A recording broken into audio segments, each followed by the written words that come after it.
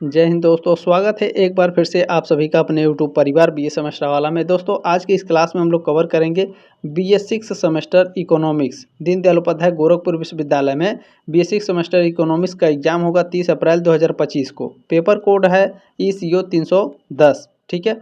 और पेपर का नाम क्या है? एग्रीकल्चर इकोनॉमिक्स पार्ट 1, ठीक है। बिना देरी के स्टार्ट कर देते हैं और सभी से रिक्वेस्ट है और हमेशा रिक्वेस्ट रहता है, प्लीज़ ज़्यादा से ज़्यादा बच्चों के पास ये प्रीवियस ईयर का क्वेश्चन पेपर ज़रूर व्हाट्सअप पर शेयर कर दिया कीजिए, क्योंकि काफ़ी एक्सप्लेन करके मैं बताता हूँ क्लासेस को और बहुत ही लोकल लैंग्वेज में समझाने का प्रयास करता हूँ ताकि आपको अच्छे से समझ में आ जाए और लॉन्ग टर्म तक आपको याद रहे, ठीक है। पिछले साल का एक क्वेश्चन पेपर है 2023-24 का। एग्रीकल्चर इकोनॉमिक्स पार्ट 1 को हम लोग कवर करेंगे ECO 310 को, ठीक है। चले बिना देरी के स्टार्ट कर देते हैं। फर्स्ट क्वेश्चन देखते हैं आपसे क्या पूछा गया है। और आप सभी से रिक्वेस्ट है, देखिए सब्सक्राइब करके सपोर्ट जरूर करें, क्योंकि बीए सेमेस्टर वाला आप लोगों के लिए बहुत ही ज़्यादा मेहनत करता है। 5th सेमेस्टर में भी आप लोगों ने मेरे मेहनत को देखा होगा, ठीक है। चलें कोई बात नहीं, सब्सक्राइब करके सपोर्ट जरूर करें, आप लोगों की सपोर्ट की बहुत ही ज़्यादा ज़रूरत है। चले पहला क्वेश्चन आपसे क्या पूछा जा रहा है। फाइरेनिस मॉडल के तृतीय चरण यानी जो फाइरेनिस मॉडल का तीसरा चरण है, इसमें जो श्रम अधिशेष है, सरप्लस लेबर है, वो समाप्त हो जाता है, बचा रहता है, स्थिर रहता है, या फिर सभी आपके करेक्ट हैं। तो फाइरेनिस मॉडल में साथियों, जो फाइरेनिस मॉडल का तीसरा चरण है, इसमें जो सरप्लस लेबर है, श्रम अधिशेष है, ये समाप्त हो जाता है, ठीक है। फर्स्ट ऑप्शन आपका राइट है क्वेश्चन नंबर पहले का, ठीक है। चले मैं आपको एक्सप्लेन करके बता देता हूं ताकि आपको अच्छे से समझ में आ जाए। देखें इसमें फाइरेनिस जो मॉडल है, इसके तीसरे चरण में जो श्रम अधिशेष है, लेबर सरप्लस, वो समाप्त हो जाता है, ठीक है। इस मॉडल के 3 चरण होते हैं। फाइरेनिस मॉडल के 3 चरण होते हैं। कौन कौन से? देखिए पहला जो चरण है, इसमें अर्थव्यवस्था में श्रम अधिशेष होता है यानी सरप्लस लेबर होता है और सीमांत उत्पादकता शून्य होती है, ठीक है। दूसरे चरण में श्रम की सीमांत उत्पादकता धनात्मक हो जाती है, लेकिन जो संस्थागत मजदूरी होती है, जो इंस्टीट्यूशनल वेग है, उससे कम रहती है, ठीक है। और जो इसका तीसरा चरण है, इसमें अर्थव्यवस्था पूर्ण रूप से वाणिज्यिक हो जाती है, श्रम अधिशेष समाप्त हो जाता है और मजदूरी बाजार द्वारा निर्धारित होती है, ठीक है। समझ में आया? चले इसमें सेकंड क्वेश्चन देखिए आपसे क्या पूछा जा रहा है। सेकंड क्वेश्चन कह रहा है, ए थ्योरी ऑफ इकोनॉमिक डेवलपमेंट के लेखक हैं। ए थ्योरी ऑफ डेवलपमेंट एक बुक है, एक किताब है, और इसके लेखक कौन है? लेविस हैं। फर्स्ट ऑप्शन आपका राइट है क्वेश्चन नंबर दूसरे का, ठीक है। पूछेगा आपके एग्जाम में कि ए थ्योरी ऑफ इकोनॉमिक डेवलपमेंट का प्रकाशन कब हुआ था, या इसके बारे में कुछ और चीज़ें पूछ सकता है, तो ध्यान रखिएगा। चले मैं एक्सप्लेन करके बता देता हूँ, अच्छे से आपको याद रखना है, ठीक है। ए थ्योरी ऑफ इकोनॉमिक डेवलपमेंट नामक प्रसिद्ध पुस्तक के लेखक कौन है?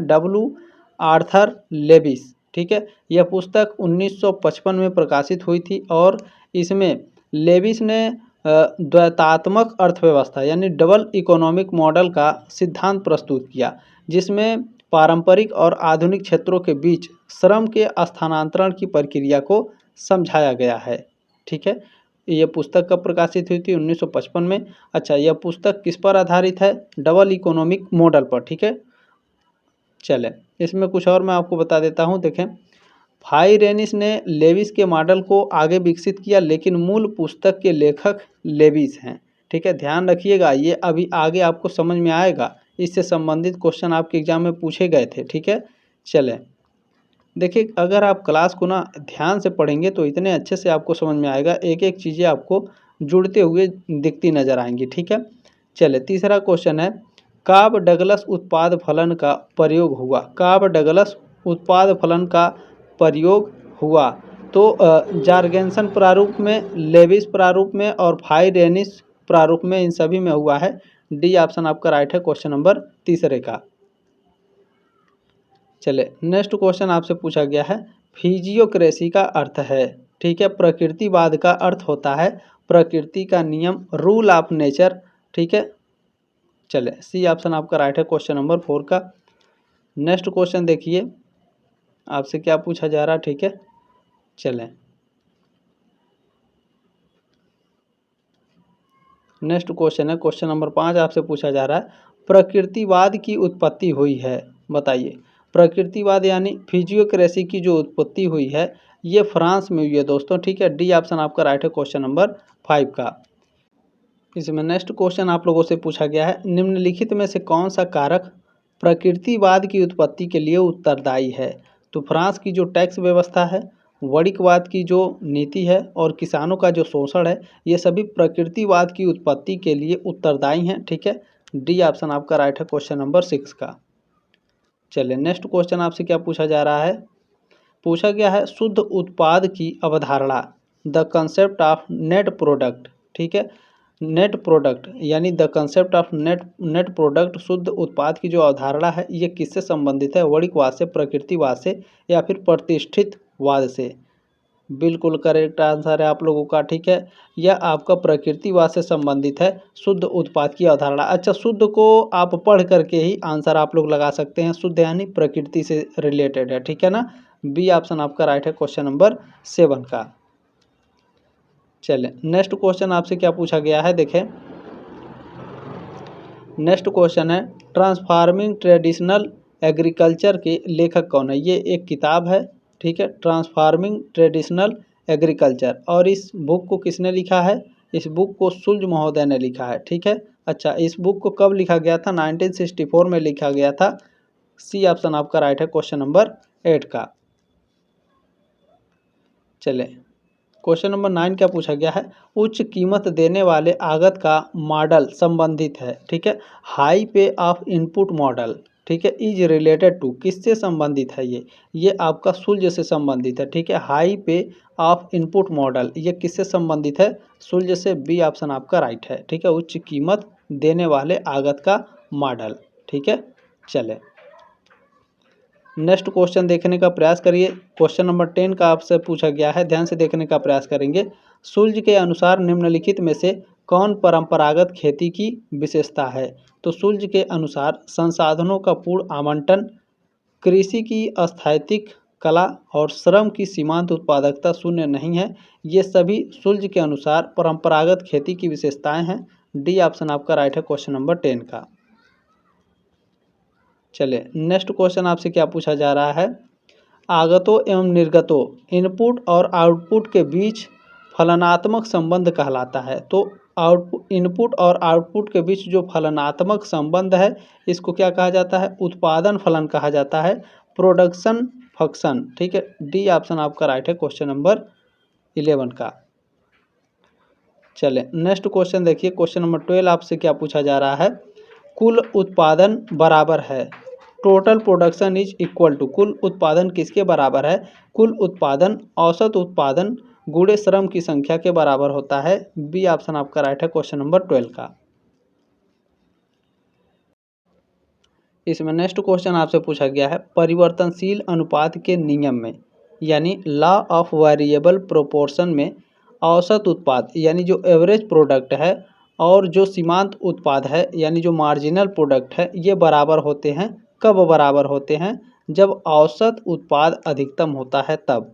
ठीक है, बी ऑप्शन आपका राइट है क्वेश्चन नंबर 13 का। चलें नेक्स्ट क्वेश्चन आपसे क्या पूछा जा रहा है, इसे मैं थोड़ा बड़ा कर लूँ क्या? चलें, पूछा गया है कि सीमांत उत्पाद ढाल है, marginal product is the slope of, तो जो सीमांत उत्पाद ढाल होता है ये कुल उत्पाद का ढाल होता है। बी ऑप्शन आपका राइट है। ठीक है, सीमांत उत्पाद ढाल किसका होता है? टोटल प्रोडक्ट का ढाल होता है। ठीक है, चले मैं आपको एक्सप्लेन करके बता देता हूँ ताकि आपको अच्छे से समझ में आ जाए। ठीक है, देखिए सीमांत उत्पाद यानी मार्जिनल प्रोडक्ट जो होता है एमपी, एक अतिरिक्त इकाई उत्पादन साधन जैसे श्रम या फिर पूंजी के प्रयोग से कुल उत्पाद यानी जो टोटल प्रोडक्ट है टीपी में होने वाली वृद्धि को दर्शाता है। इसे गणितीय रूप में इस प्रकार से व्यक्त किया जा सकता है, देखें आप लोग बुक में भी पढ़े होंगे। ठीक है, देखिए सीमांत उत्पादकता एमपी, ठीक है, मार्जिनल प्रोडक्ट कुल उत्पाद यानी जो टोटल प्रोडक्ट है बटे उत्पादन साधन की इकाई, इसलिए सीमांत उत्पाद कुल उत्पाद का ढाल यानी स्लोप होता है, क्योंकि यह जो टोटल प्रोडक्ट है इसकी वक्र पर किसी बिंदु की स्पर्श रेखा की ढाल को दर्शाता है। ठीक है, औसत उत्पाद जो एपी है, ठीक है, का ढाल नहीं होता बल्कि एपी टीपी को उत्पादन साधन की इकाइयों से विभाजित करके निकाला जाता है। ठीक है, क्लियर हो गया? चलें नेक्स्ट क्वेश्चन देखिए, क्वेश्चन नंबर 15 आपसे क्या पूछा जा रहा है, मोस्ट इंपॉर्टेंट क्वेश्चन है, परिवर्तनीय अनुपात का नियम। ठीक है, क्या कह रहा है, परिवर्तनीय अनुपात का नियम संबंधित है किससे, लॉ ऑफ वेरिएबल प्रोपोर्शन, ये किससे संबंधित है, अभी ऊपर आपने पढ़ा है, अल्पकालीन उत्पादन फलन से संबंधित है। फर्स्ट ऑप्शन आपका राइट है क्वेश्चन नंबर 15 का। चले नेक्स्ट क्वेश्चन आपसे क्या पूछा जा रहा है, कुल उत्पाद अधिकतम होगा जब total production will be maximum when MP equal to 0। B option आपका राइट है क्वेश्चन नंबर 16 का। ठीक है, चले इसमें हो सकता है कुछ दिया गया होगा आपको समझाने के लिए, नहीं दिया है, चले कोई बात नहीं है, इसमें आपका बी ऑप्शन आपका राइट है क्वेश्चन नंबर 16 का। ठीक है, ऊपर आपको मैंने समझाया बहुत ही ज़बरदस्त तरीके से, इसमें बी ऑप्शन आपका राइट है क्वेश्चन नंबर 16 का, आपको समझ में आ गया होगा। ठीक है, चले नेक्स्ट क्वेश्चन है, परिवर्तनीय अनुपात के नियम यानी जो आपका लॉ ऑफ वेरिएबल प्रोपोर्शन है, इसमें कौन सी अवस्था विवेकशील अवस्था कहलाती है। तो इसमें जो आपकी दूसरी अवस्था होती है, सेकेंड फेज जो होता है परिवर्तनीय अनुपात के नियम में जो सेकेंड फेज होता है, दूसरा अवस्था, ये सबसे विवेकशील अवस्था कहलाती है। सी ऑप्शन आपका राइट है क्वेश्चन नंबर 17 का। चले नेक्स्ट क्वेश्चन आपसे पूछा गया है, कृषि उत्पाद की पूर्ति अनुक्रिया प्रभावित होती है, किससे प्रभावित होती है, कृषि जोतों के आकार से, कीमत स्थिरता से और जलवायुविक परिस्थिति से, इन सभी से। डी ऑप्शन आपका राइट है क्वेश्चन नंबर 18 का। चले नेक्स्ट क्वेश्चन पूछा गया है, फार्म के आकार और उत्पादकता के बारे में श्रम आधारित व्याख्या दी गई है।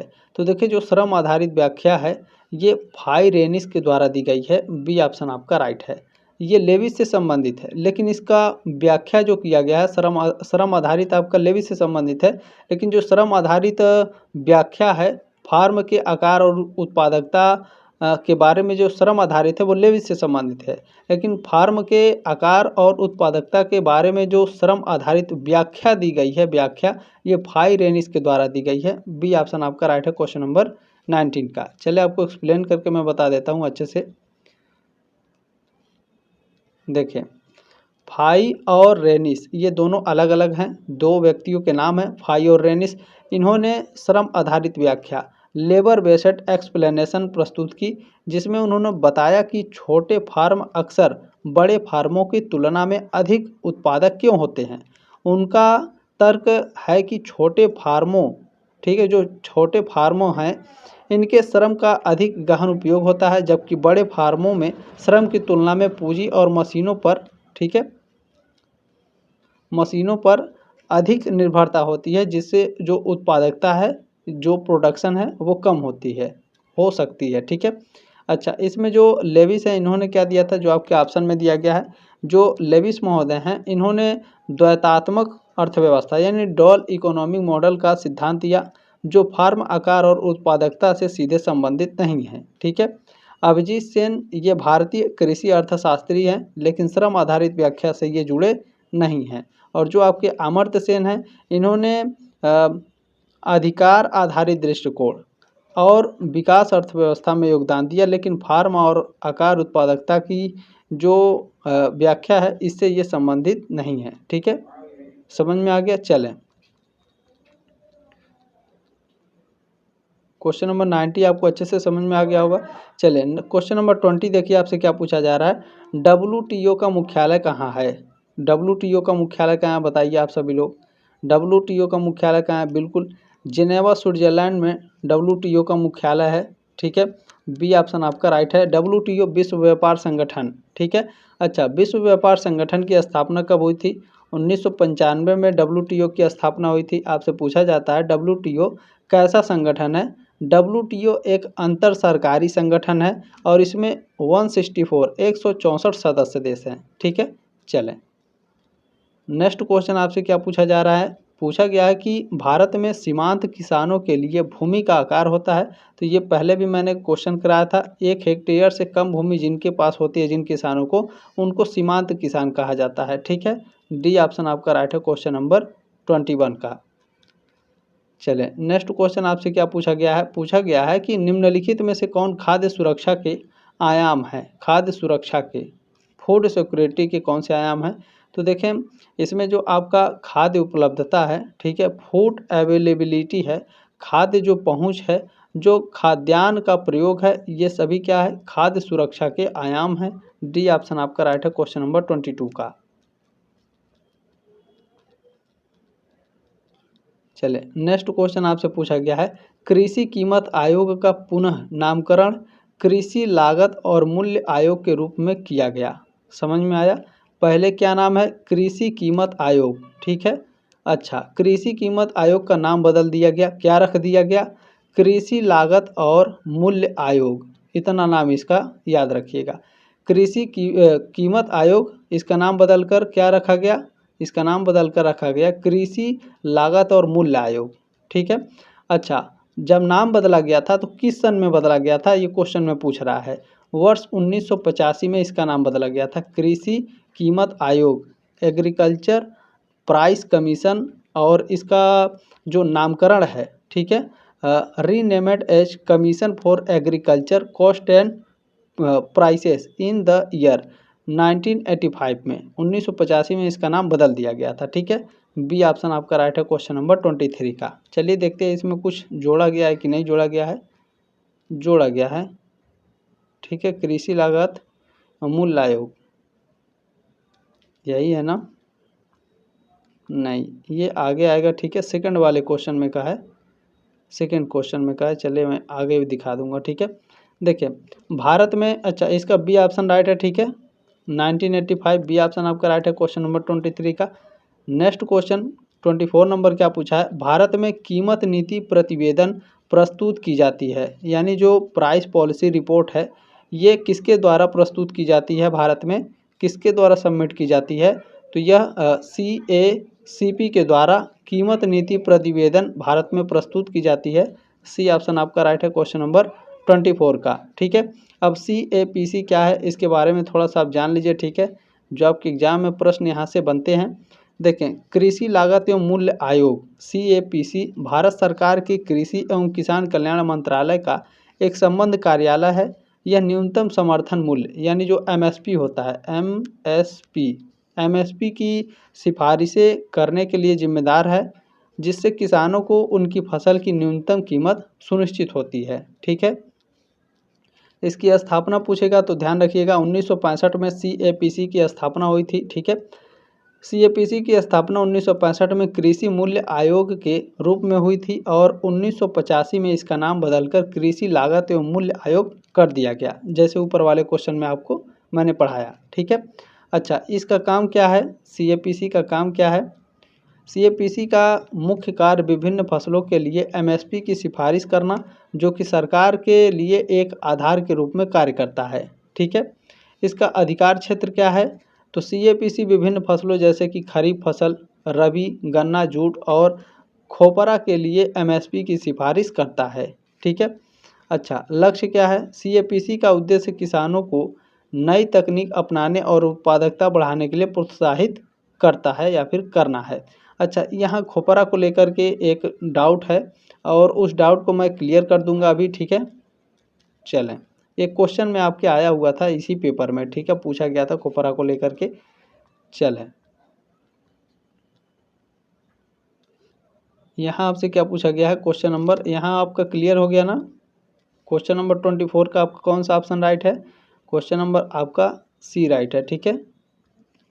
चलें, नेक्स्ट क्वेश्चन आपसे पूछा गया है, CAPC MSP का सुरक्षा देती है कितने फसलों पर, 23 फसलों पर सुरक्षा देती है। फर्स्ट ऑप्शन आपका राइट है 25 का, ठीक है। चले आपको इसमें कुछ एक्सप्लेन करके मैं बता देता हूँ। देखें, CACP कृषि लागत एवं मूल्य आयोग विभिन्न फसलों के लिए न्यूनतम समर्थन मूल्य यानी MSP का सुझाव देती है। यह सुझाव 23 फसलों के लिए दिया जाता है, जिसमें 7 अनाज हैं, 5 दालें हैं, 7 प्रकार के तिलहन हैं और 4 क्या हैं, वाणिज्यिक फसलें शामिल होती हैं, ठीक है। चले, क्लियर हो गया। चलिए इसमें नेक्स्ट क्वेश्चन देखिए, क्वेश्चन नंबर 26 आपसे पूछा गया है, निम्नलिखित में से कौन व्यावसायिक फसल नहीं है, ठीक है। यही क्वेश्चन मैं कह रहा था, यहाँ पर आपसे पूछा जाएगा। देखें, खोपरा को लेकर के, ठीक है, इसकी खोपरा को लेकर के पूछा गया है एक सवाल यहाँ से, और इसका राइट आंसर क्या होगा, बहुत ही आसान है, ध्यान से देखने का प्रयास करेंगे, ठीक है। देखिए पूछा क्या गया है आपसे कि निम्नलिखित में से कौन व्यावसायिक फसल नहीं है। मूंगफली, कोपरा, वहाँ खोपरा दिया हुआ है, ठीक है, वहाँ खोपरा लिखा हुआ था, यहाँ कोपरा लिखा है, तो हो सकता है अलग हो, ठीक है, इसमें थोड़ा सा मुझे डाउट है क्योंकि कोपरा अलग है, ठीक है। चलिए अभी समझ में आ जाएगा, मैं समझा दूंगा। देखें निम्नलिखित में से कौन व्यावसायिक फसल नहीं है। मूंगफली क्या व्यावसायिक फसल नहीं है? व्यावसायिक फसल होता क्या है, ठीक है, पहले मैं आपको ये बता देता हूँ, चले, ठीक है। मूंगफली, कोपरा, गन्ना या फिर काटन, इनमें से कौन सा व्यावसायिक फसल नहीं है? आपका अभी डाउट क्लियर हो जाएगा पढ़ करके ही, ठीक है। देखें व्यावसायिक फसलें होती क्या हैं ये भी जान लीजिए आप लोग। देखें व्यावसायिक फसलें वे फसल होती हैं जिन्हें मुख्य रूप से बेचने के लिए उगाया जाता है, न कि स्वयं के उपयोग के लिए, ठीक है। इन्हें आमतौर पर नगदी फसल यानी कैश क्रॉप्स शामिल होती हैं, जैसे कपास, गन्ना, तंबाकू, कॉफ़ी, चाय आदि। ये सब क्या हैं? ये सब बाज़ार में या फिर गन्ना बोएंगे तो मिल पर ले जा कर के, या फिर जहाँ पर सरकारी जहाँ सरकार खरीदती है इन सभी चीज़ों को, जो व्यावसायिक फसलें होती हैं, वहाँ पर ले जा कर के किसान अपना बेचते हैं और वहाँ से अपना पैसा लेते हैं, ठीक है। चलें मूंगफली, मूंगफली यह एक तिलहन फसल है जिसे खाद्य तेल और अन्य उत्पादों के लिए उगाया जाता है। यह एक व्यावसायिक फसल है, ठीक है, क्लियर हो गया, व्यावसायिक फसल है। कोपरा क्या है? कोपरा नारियल का सूखा गूदा होता है, एक व्यावसायिक उत्पाद है, लेकिन यह स्वयं में एक फसल नहीं है बल्कि नारियल से प्राप्त उत्पाद है, यानी सेकंड वाला है, ठीक है, नारियल से सेकंड में उत्पाद ये होता है, ठीक है। अब समझ में आया। गन्ना यह एक प्रमुख व्यावसायिक फसल है जिससे चीनी, गुड़ आदि बनाए जाते हैं। और जो काटन है यानी कपास, यह एक महत्वपूर्ण व्यावसायिक फसल है जिसमें कपड़ा बनाया जाता है, ठीक है। अब आपके डाउट क्लियर हो गए होंगे कि वास्तव में इसका राइट आंसर क्या है। कोपरा इसका राइट आंसर है, क्योंकि यह नारियल से प्राप्त होता है, यह फसल नहीं है, ठीक है, क्लियर हो गया। चलें क्वेश्चन नंबर 26 आपका क्लियर हुआ। निम्नलिखित में से कौन व्यावसायिक फसल नहीं है? कोपरा, ठीक है, बी ऑप्शन आपका राइट है क्वेश्चन नंबर 26 का। चलें नेक्स्ट क्वेश्चन देखते हैं। देखिए मूंगफली का तेल वगैरह भी आता है। मूंगफली आपको हर जगह मिल जाएगी, केवल घर में खाने के लिए मूंगफली नहीं उगाया जाता है। बस पे मिलेगी, ट्रेन में मिलेगी, पार्क में जाएंगे वहाँ मूंगफली मिलेगी, सड़क पे मूंगफली मिलेगी, चौराहे पे मूंगफली मिलेगी, मूंगफली के तेल मिलेगा, ठीक है। व्यवसाय के लिए हर जगह देखते हैं मूंगफली उगाई जाती है, ठीक है, ये बात भी आप लोग ध्यान रखेंगे। कॉमन सेंस भी आप लोग थोड़ा लगाया करिए। चलिए नेक्स्ट क्वेश्चन क्या पूछा है, क्वेश्चन नंबर 27 पूछा गया है। इसको मैं थोड़ा सा भोजपुरी लैंग्वेज में समझा दूंगा या फिर आसान भाषा में, ठीक है। निम्नलिखित में से कौन रबी फसल नहीं है? मैंने क्या आपको बताया था क्वेश्चन जब मैंने आपको सॉल्व कराया था पेपर, रबी की फसल कौन सी होती है? जो ठंडी में बोई जाती है। एकदम आसान भाषा में समझिए। रबी की फसल, महीनों के नाम अगर आप भूल जाएंगे तो आपको याद रहेगा, रबी की फसल ठंडी में बोई जाती है। अच्छा ठंडी में हम क्या क्या बोते हैं बताइए, इन चारों में से क्या हम ठंडी में बोते हैं? गेहूँ सर जी ठंडी में बोते हैं, चना भी बोते हैं। अच्छा जब हम लोग, अच्छा मैं पर्सनली गांव का रहने वाला हूं, तो मैं खुद खेती करता हूं, तो जब मैं खेती करता हूं तो गेहूँ तो मैं पर्सनली बोता हूं, ये मेरा खेत है, ठीक है, यहाँ मैं पूरा खेती करता हूं, यहाँ मैं थोड़ा सा छोड़ देता हूं। क्यों? क्योंकि यहाँ मैं चना, मसूर और क्या बोता हूँ, और लतरा, चना, मसूरी और लतरा बोता हूँ, ताकि उसका दाल बना जाए। मेरे बाबूजी कहते हैं कि थोड़ा सा मसूर और लतरा बो दिया ताकि उसका दाल खाया जा सके, ठीक है, स्टोर करके रखा जा सकता है और बरसात में भी उसको बनाया जाता है, ठीक है, तो काफ़ी अच्छा लगता है। तो ध्यान रखेंगे इसमें, इसमें भी कॉमन सेंस आप लगा करके इसका आंसर दे सकते थे, बहुत ही आसान है, ठीक है। गेहूँ, चना, मसूरी, लतरा ये सभी ठंडी में बोया जाता है, ध्यान रखिएगा। उड़द आपका खरीफ की फसल है, रबी की फसल नहीं है। डी ऑप्शन आपका राइट है क्वेश्चन नंबर 27 का, ठीक है। चले इसमें नेक्स्ट क्वेश्चन आपसे क्या पूछा गया है, निम्नलिखित में से कौन भारतीय फसलों के लिए एमएसपी की सिफारिश करती है? तो भारतीय फसलों के लिए एमएसपी की जो सिफारिश करता है वो कौन करता है? सीएपीसी करता है। बी ऑप्शन आपका राइट है क्वेश्चन नंबर 28 का। अभी ऊपर भी आप लोगों ने पढ़ा है, इसीलिए मैं कहता हूँ देखें, जो भी आपको नोट्स दिए जाते हैं, जो भी की पॉइंट दिए जाते हैं, उसको बिल्कुल भी आपको स्किप नहीं करना है, ठीक है। चले नेक्स्ट क्वेश्चन आपका इसमें क्या पूछा गया है, अनाजों का बफर स्टॉक, ठीक है, अनाजों का बफर स्टॉक तैयार किया जाता है किसके द्वारा? एफसीआई के द्वारा, ठीक है। फूड कॉरपोरेशन ऑफ इंडिया के द्वारा बफर स्टॉक तैयार किया जाता है। आप लोगों के गांव में कोई ना कोई ऐसा होगा या फिर शहर में जो बच्चे हैं, ध्यान रखिएगा, आपकी एफसीआई में आपके बाबा वगैरह ज़रूर काम किए होंगे, ठीक है। एफसीआई में हमारे बाबा काम करते थे, तो FCI food corporation of India में काम करते थे। अच्छा, एफसीआई है क्या? सरकार क्या करती है कि किसानों से अनाज खरीदती है और एफसीआई के द्वारा ही या एफसीआई एक संगठन, फूड कॉरपोरेशन ऑफ इंडिया एक संगठन है, या फिर संगठन नहीं, एक तरीके से ये सरकार का ही है। और सरकार क्या करती है, इसी के थ्रू स्टोर करके रखती है। जब भारत पाकिस्तान से युद्ध हुआ था तो उस समय फूड क्राइसिस आ गया था, ठीक है। तब से लेकर के जो सरकार होती है वो 3 साल का जो अनाज होता है वो रिजर्व में रखती है, ताकि कभी भी देश संकट की घड़ी में क्या करे, 3 वर्षों का जो अनाज है हम उसे आसानी से खा सकें या फिर जी सकें, ठीक है। फूड क्राइसिस नहीं आ सकता है। पाकिस्तान के पास देखिए केवल 9 दिन का उनके पास स्टॉक है। अभी देखिए पहलगाम में हमला हुआ है, अब वो क्या करते हैं कि कह रहे हैं कि हम भारत से युद्ध करेंगे, पाकिस्तान वाले युद्ध कर लेंगे, ससुरे वो 9 दिन में क्या हो जाएंगे, ख़त्म हो जाएंगे, ठीक है। 9 दिन का केवल खाना उनके पास है, ये बात ध्यान रखेंगे, ठीक है। ये सब एकदम बकलोल है, इनको कुछ नहीं आता है। चलें, अनाजों का जो बफर स्टॉक है वो एफसीआई के द्वारा तैयार किया जाता है, ध्यान रखेंगे, ठीक है। इसमें नेक्स्ट क्वेश्चन आपसे क्या पूछा है, अनाजों की खरीद से लेकर भंडारण तक की कुल लागत कहलाती है। जो अनाज होते हैं इनका जो खरीदारी है इससे लेकर के इनको स्टोर करने तक की जो कुल लागत पूछ रहा है, क्या कहलाती है? इकोनॉमिक प्राइस कहलाती है, आर्थिक मूल्य कहलाती है। डी ऑप्शन आपका राइट है क्वेश्चन नंबर 30 का। कैसे गुरुजी, एक्सप्लेन करके बताइए। बिल्कुल बताएंगे, ध्यान से देखिए। देखिए, खरीद से लेकर भंडारण तक, यानी खरीदने से लेकर के अनाज को स्टोर करने तक की कुल लागत में विभिन्न खर्च शामिल होते हैं, जिसमें किसानों को अनाज के लिए भुगतान की गई कीमत यानी जो खरीद मूल्य है, परिवहन मूल्य है, जो भंडारण शुल्क है और अन्य संबंधित लागतें शामिल होती हैं, ठीक है। इस व्यापक लागत को आर्थिक मूल्य कहा जाता है, क्योंकि यह अनाज की खरीद और भंडारण के लिए जिम्मेदार सरकार या एजेंसी द्वारा किए गए कुल व्यय को यानी किए गए कुल खर्च को दर्शाता है। कौन दर्शाता है? आर्थिक मूल्य दर्शाता है, ठीक है। चलें, और ऑप्शन में जो आपके इसमें दिए हुए हैं, खरीद मूल्य क्या है, जारी मूल्य क्या है, यानी इशू प्राइस क्या है, आप लोग पढ़ करके ही पता लगा लेंगे कि खरीद मूल्य क्या है, कोई वस्तु का खरीद मूल्य क्या होता है, जारी मूल्य क्या है, प्रोडक्ट का, मान लीजिए कोई कंपनी प्रोडक्ट निकाली उसका मूल्य क्या है, ठीक है। न्यूनतम एमएसपी क्या है, समर्थन मूल्य क्या है। चलिए सभी मैं आपको समझा देता हूँ। देखिए, खरीद मूल्य से तात्पर्य विशेष रूप से उस मूल्य से है जो सरकार किसानों को तब देती है जब सरकार उनसे अनाज खरीदती है। यह आर्थिक मूल्य का एक घटक है, लेकिन संपूर्ण लागत में नहीं आता है, ठीक है। निर्गम मूल्य क्या है, जो ऑप्शन बी में आपका दिया हुआ था, ठीक है। निर्गम मूल्य वह मूल्य है जिस पर सरकार सार्वजनिक वितरण प्रणाली यानी पीडीएस के माध्यम से उपभोक्ताओं को खाद्यान्न बेचती है। उपभोक्ता माने बताइए आप सभी लोग क्या होते हैं?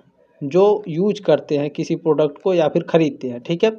अच्छा, वितरण लागत को कवर करने के लिए यह कीमत आमतौर पर खरीद मूल्य से अधिक होती है, ठीक है। एमएसपी क्या है? देखें, एमएसपी किसानों की आय को समर्थन देने के लिए सरकार द्वारा निर्धारित गारंटीकृत मूल्य है, ठीक है। यह वह मूल्य है जिस पर सरकार किसानों की उपज खरीदने के लिए बाध्य होती है। यदि बाजार मूल्य एमएसपी से नीचे चला जाता है, यद्यपि एमएसपी खरीद प्रक्रिया का एक महत्वपूर्ण हिस्सा है, लेकिन इसमें अनाज की खरीद और भंडारण में शामिल सभी लागतें शामिल नहीं होती हैं, ठीक है। चलें, ये क्लियर हो गया आपका।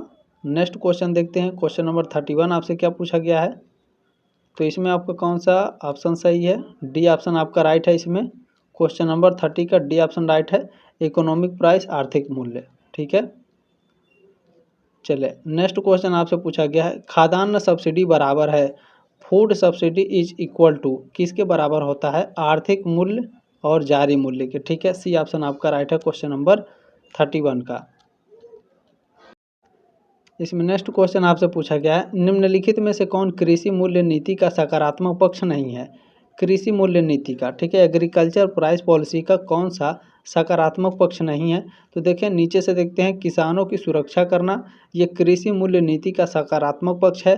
मूल्य स्थिरता को बढ़ावा देना, टू प्रमोट प्राइस स्टेबिलिटी, ये भी कृषि मूल्य नीति का सकारात्मक पक्ष है। कृषि विकास को बढ़ावा देना, टू प्रमोट एग्रीकल्चर डेवलपमेंट, ये भी कृषि मूल्य नीति का सकारात्मक पक्ष है। आयात को बढ़ावा देना, ये कृषि मूल्य नीति का सकारात्मक पक्ष बिल्कुल भी नहीं है। मान लीजिए किसी देश, अपने देश में गेहूँ उगा रहे हैं, मान लीजिए ठीक है, अपने देश में गेहूँ उगा रहे हैं और बाहर से चाइना से भी हम लोग गेहूँ मंगा रहे हैं अपने देश में, तो यहाँ के किसानों का क्या होगा, मनोबल धीरे धीरे टूट जाएगा। वो खरीद करके खाने लग जाएंगे और धीरे धीरे खेती करना बंद कर देंगे। ठीक है, तो आयात को बढ़ावा देना कृषि मूल्य नीति का सकारात्मक पक्ष नहीं है। इससे अपने जो देश में सारी चीज़ें हैं वो नुकसान होगा। जैसे मान लीजिए अभी अपने देश में क्या करते हैं कि जो फाइटर जेट हैं वो अमेरिका से खरीदे जाते हैं। अमेरिका से क्यों खरीदे जाते हैं? क्योंकि अपने देश में नहीं बनाए जाते हैं। अपने देश में नहीं अगर बनाए जा रहे हैं तो क्या होगा, धीरे धीरे जहाज़ जो बनाया जा रहा है उसका जो बनाने की प्रक्रिया है या फिर जो बनाने का एक तरीके से देखा जाए तो वो धीरे धीरे ख़त्म हो जाएगा। ठीक है, कोई उस क्षेत्र में काम ही नहीं करेगा। ठीक है, तो धीरे धीरे क्या होता है कि आयात को बढ़ावा देना किसी भी फील्ड के लिए नुकसानदेह है। ठीक है, तो कृषि मूल्य नीति में भी ये सकारात्मक पक्ष नहीं है, ध्यान रखेंगे। फर्स्ट ऑप्शन आपका राइट है क्वेश्चन नंबर 32 का। नेक्स्ट क्वेश्चन क्या है, भारत में एमएसपी की घोषणा एक वर्ष में होती है। भारत में एमएसपी की जो घोषणा है एक वर्ष में 2 बार होती है। ठीक है, बी ऑप्शन आपका राइट है क्वेश्चन नंबर 33 का। चलिए एक्सप्लेन करके मैं आपको बता देता हूँ। देखें, भारत में न्यूनतम समर्थन मूल्य एमएसपी की घोषणा एक वर्ष में 2 बार होती है। खरीफ फसलों के लिए एमएसपी की घोषणा अप्रैल मई में की जाती है और रबी की फसलों के लिए एमएसपी की घोषणा अक्टूबर नवंबर में की जाती है। ठीक है, क्लियर हो गया। चलें नेक्स्ट क्वेश्चन देखते हैं। क्वेश्चन नंबर 34 आपसे क्या पूछा गया है, निम्नलिखित में से कौन खाद्यान्न सब्सिडी बढ़ने का कारण है? खाद्यान्न सब्सिडी बढ़ने का कारण है अधिक एमएसपी, कम जारी कीमत और भंडारण क्षमता का अभाव। ये सभी आपके खाद्यान्न सब्सिडी के बढ़ने के कारण हैं। डी ऑप्शन आपका राइट है 34 का। ठीक है, चलिए आपको एक्सप्लेन करके मैं बता देता हूँ, आपके डाउट क्लियर हो जाएंगे सीधे सीधे। देखें, एमएसपी न्यूनतम समर्थन मूल्य, जब सरकार किसानों से अधिक कीमत पर अनाज खरीदती है तो उसका बोझ सब्सिडी के रूप में बढ़ता है। कम जारी कीमत यानी इशू प्राइस। ठीक है, कम जारी कीमत इशू प्राइस सार्वजनिक वितरण प्रणाली यानी जो पीडीएस है, इसके तहत गरीबों को बहुत कम कीमत पर अनाज दिया जाता है, जिससे बाजार मूल्य और जो विक्रय मूल्य है इसके बीच में अंतर आता है सब्सिडी के रूप में। ये किसको देना पड़ता है? सरकार को देना पड़ता है। ठीक है, अच्छा, भंडारण क्षमता का अभाव यानी जो स्टोर करने का एक जगह अनाज रखने का जो जगह है उसका जो जगह है वो बहुत कम है। यदि अनाज को सुरक्षित ढंग से संग्रहित नहीं किया जा सकता तो उसमें नुकसान होता है, जिससे वितरण लागत बढ़ती है और अंततः सब्सिडी भी। ठीक है, तो सभी आपके करेक्ट हैं, ये बात ध्यान रखिएगा। चलिए नेक्स्ट क्वेश्चन आपसे क्या पूछा जा रहा है, देखिए, राष्ट्रीय खाद्य सुरक्षा अधिनियम के अंतर्गत आच्छादित ग्रामीण जनसंख्या का प्रतिशत क्या है? राष्ट्रीय खाद्य सुरक्षा अधिनियम। ठीक है, अच्छा, नेशनल फूड सिक्योरिटी एक्ट, राष्ट्रीय खाद्य सुरक्षा अधिनियम के अंतर्गत आच्छादित ग्रामीण जनसंख्या का जो प्रतिशत है वो 75% प्रतिशत है। फर्स्ट ऑप्शन आपका राइट है क्वेश्चन नंबर 35 का। अच्छा, मान लीजिए अगर आपके एग्जाम में पूछ ले कि राष्ट्रीय खाद्य सुरक्षा अधिनियम के अंतर्गत आच्छादित शहरी जनसंख्या का प्रतिशत कितना है, तो आप क्या कहेंगे? गुरुजी पढ़ा ही नहीं है, ऐसा नहीं है। चलिए ध्यान से देखिएगा, अगर पूछेगा तो आप भी इसका आंसर दे सकते हैं। एक भी उत्तर, मैं चाहता हूं कि एक भी आंसर आपका कहीं से भी गलत ना हो। ठीक है, देखिए, राष्ट्रीय खाद्य सुरक्षा अधिनियम के अंतर्गत आच्छादित ग्रामीण जनसंख्या का प्रतिशत 75% है। ठीक है, देखिए व्याख्या यहाँ पर आप लोग देख लीजिए ध्यान से। राष्ट्रीय खाद्य सुरक्षा अधिनियम NFSA 2013 के अनुसार 75% ग्रामीण जनसंख्या और 50% शहरी जनसंख्या को लक्षित सार्वजनिक वितरण प्रणाली के तहत सब्सिडी वाले खाद्यान्न प्राप्त करने का कानूनी अधिकार है। ठीक है, 75 और 50 कितना हो गया बताइए? 125 हो गया। ठीक है, ऐसे नहीं जोड़ना है, ये बात ध्यान रखेंगे क्योंकि कुछ बच्चे कंफ्यूज हो जाते हैं। ठीक है, इन सभी चीज़ों को ध्यान में आपको रखते चलना है, ठीक है। अगर शहरी के लिए पूछेगा तो 50%। नेक्स्ट क्वेश्चन है, कृषि कीमत आयोग स्थापित हुआ। कृषि कीमत आयोग 1965 में स्थापित हुआ था। डी ऑप्शन आपका राइट है क्वेश्चन नंबर 36 का। चले नेक्स्ट क्वेश्चन आपसे क्या पूछा गया है, देखिए पूछा गया आपसे कि निम्नलिखित में से किस वर्ष में FCI food corporation of India स्थापित हुआ था। एफसीआई की स्थापना हुई थी 1965 में। कब हुई थी? खिचड़ी के दिन। खिचड़ी के दिन कब? 14 जनवरी को, ठीक है। चले 14 जनवरी 1965 को FCI food corporation of India की स्थापना हुई थी, ध्यान रखेंगे। डी ऑप्शन आपका करेक्ट है क्वेश्चन नंबर 37 का।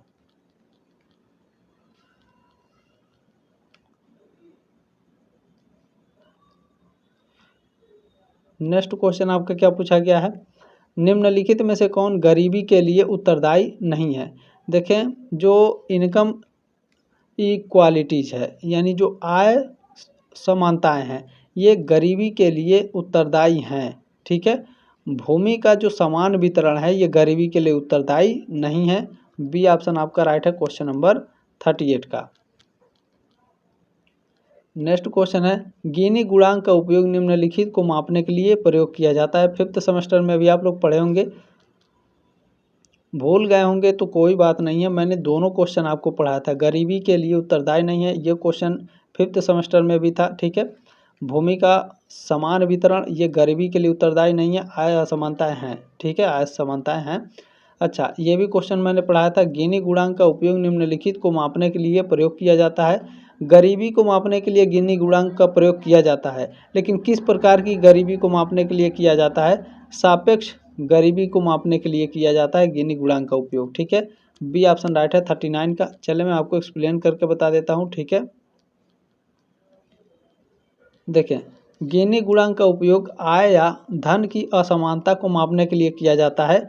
यह एक सांख्यिकीय माप है जो किसी देश या समाज में आय या संपत्ति के वितरण की असमानता को दर्शाता है, ठीक है। देखिए, अब सापेक्ष गरीबी क्या है, निरपेक्ष गरीबी क्या है, आप ये पढ़ लिए तो आपको समझ में आ जाएगा। सापेक्ष गरीबी क्या है?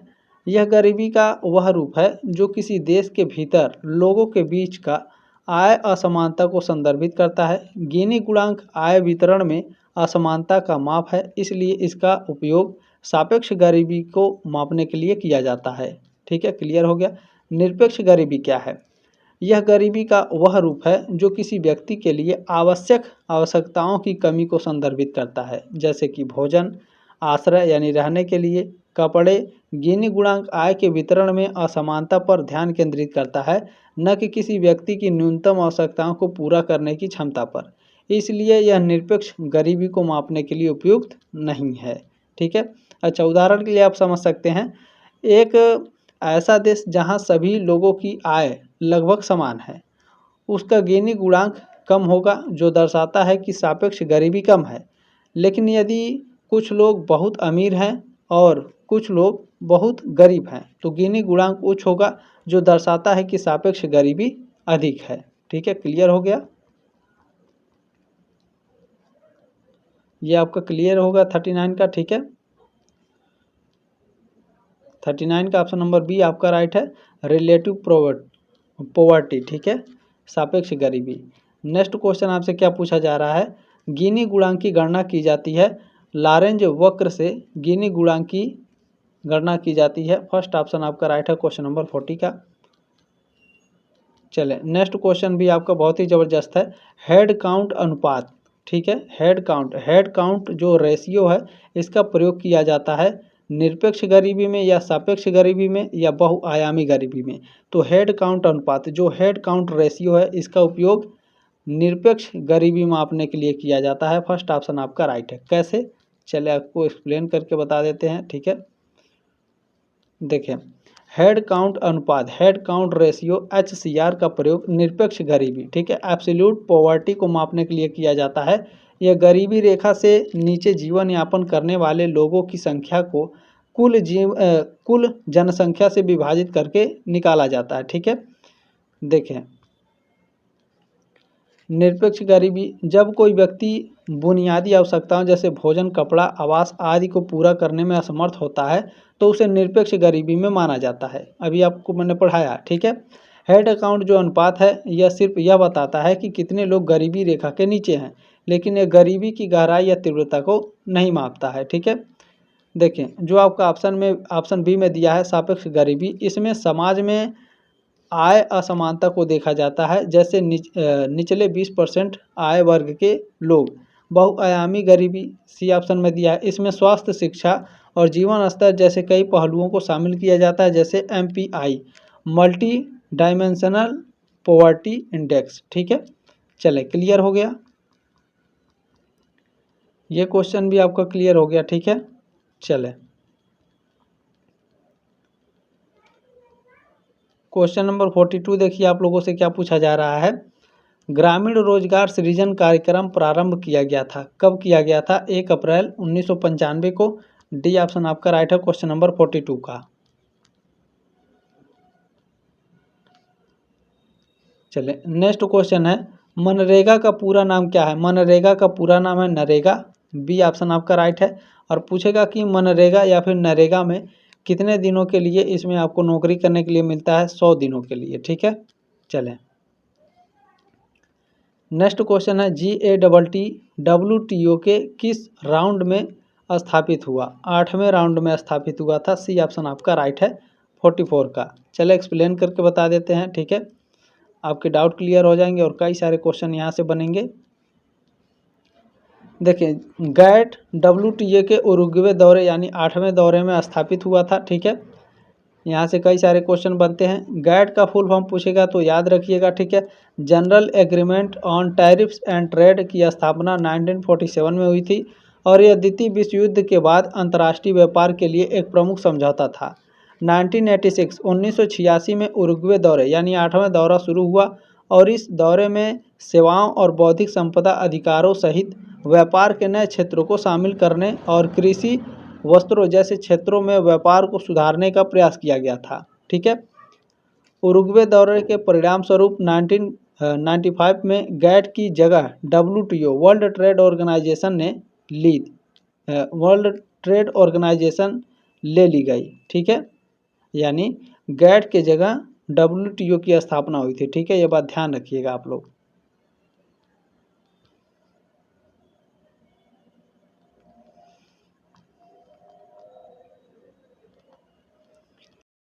इसमें नेक्स्ट क्वेश्चन आपसे पूछा गया है, निम्नलिखित में से कौन कृषि कीमत नीति का प्रभाव है?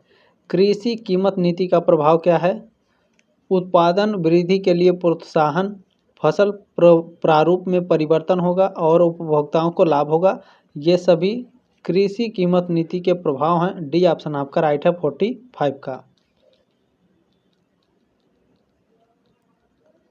चले नेक्स्ट क्वेश्चन आपसे क्या पूछा जा रहा है, ध्यान से देखने का प्रयास करेंगे। FAO का मुख्यालय स्थित है कहाँ? रोम में स्थित है। बी ऑप्शन आपका राइट है 46 का। नेक्स्ट क्वेश्चन पूछा गया है, विकासशील देशों में कृषि विकास का एक उपाय है। विकासशील देशों में कृषि को अगर विकास करना है, खेती का विकास करना है तो कृषि यंत्रीकरण करेंगे, भूमि में सुधार करेंगे, पूंजी निर्माण में उच्च दर करेंगे। ये सभी आप क्या करेंगे? विकासशील देशों में खेती को बढ़ाना है तो ये सभी काम करना पड़ेगा। डी ऑप्शन आपका राइट है 47 का। नेक्स्ट क्वेश्चन है, कृषि में प्रति हेक्टेयर उत्पादन कहलाता है, क्या कहलाता है? कृषि उत्पादकता कहलाता है, एग्रीकल्चरल प्रोडक्टिविटी। फर्स्ट ऑप्शन आपका राइट है 48 का। नेक्स्ट क्वेश्चन है, राष्ट्रीय खाद्य सुरक्षा अधिनियम, ठीक है, नेशनल फूड सिक्योरिटी एक्ट संसद में पारित हुआ, कब पारित हुआ था बताइए? 2013 में पारित हुआ था। डी ऑप्शन आपका राइट है 49 का। चलिए इसके बारे में मैं आपको कुछ बता देता हूँ, ध्यान रखिएगा। देखें राष्ट्रीय खाद्य सुरक्षा अधिनियम NFSA संसद में 2013 में पारित हुआ था। यह अधिनियम भारत के नागरिकों को खाद्य सुरक्षा प्रदान करने के लिए बनाया गया, ठीक है। अच्छा, इसमें और आप लोग ध्यान रखिएगा, NFSA को 5 जुलाई 2013 को पारित किया गया था, जो 12 सितंबर 2013 को कानून में हस्ताक्षरित किया गया, कानूनी रूप से हस्ताक्षरित किया गया था, ठीक है। अच्छा, इसका उद्देश्य क्या है, ध्यान से देखिए। इसका उद्देश्य सार्वजनिक वितरण प्रणाली DPS के माध्यम से सब्सिडी वाले खाद्यान्न उपलब्ध कराकर लगभग 2/3 आबादी को कवर करना है। इस अधिनियम के तहत ग्रामीण आबादी का 75% और शहरी आबादी का 50% लक्षित सार्वजनिक वितरण प्रणाली के माध्यम से सब्सिडी वाले खाद्यान्न प्राप्त करने का हकदार है। ठीक है, ध्यान रखिएगा। चलें, ये आपका हो गया। ठीक है, ये हो गया आपका 49। और आप लोगों ने जो प्यार और सपोर्ट दिया इसके लिए बहुत बहुत धन्यवाद। देखें स्लोगन, ये एक स्लोगन है। ठीक है, क्या है? भूख से स्वतंत्र भारत। ठीक है, ये एक स्लोगन है कि हंगर फ्री इंडिया, ये एक स्लोगन है। ये किससे संबंधित है? Hunger free India food security act से संबंधित है, खाद्य सुरक्षा अधिनियम से। बी ऑप्शन आपका राइट है क्वेश्चन नंबर 50 का। इसमें ध्यान रखिएगा। ठीक है, देखिए भूख से स्वतंत्र भारत हंगर फ्री इंडिया का नारा भारत सरकार द्वारा खाद्य सुरक्षा अधिनियम 2013 नेशनल फूड सिक्योरिटी एक्ट 2013 से जुड़ा हुआ है। इस अधिनियम का उद्देश्य देश की जनसंख्या के एक बड़े हिस्से को सस्ती दरों पर अनाज उपलब्ध कराकर खाद्य सुरक्षा सुनिश्चित करना और भूखमरी को समाप्त करना है। ठीक है, देखें खाद्य सुरक्षा अधिनियम के तहत प्राथमिकता वाले परिवारों को 2 रुपये किलो चावल, 3 रुपये किलो गेहूं और 1 रुपये किलो आटा मोटा अनाज दिया जाता है। ठीक है, इसका लक्ष्य क्या है? समावेशी विकास और कुपोषण व गरीबी को कम करना। ठीक है, क्लास कैसी लगी कमेंट के माध्यम से ज़रूर बताइएगा। जल्दी मिलेंगे आपके नेक्स्ट क्लास में, तब तक के लिए जय हिंद, वंदे मातरम।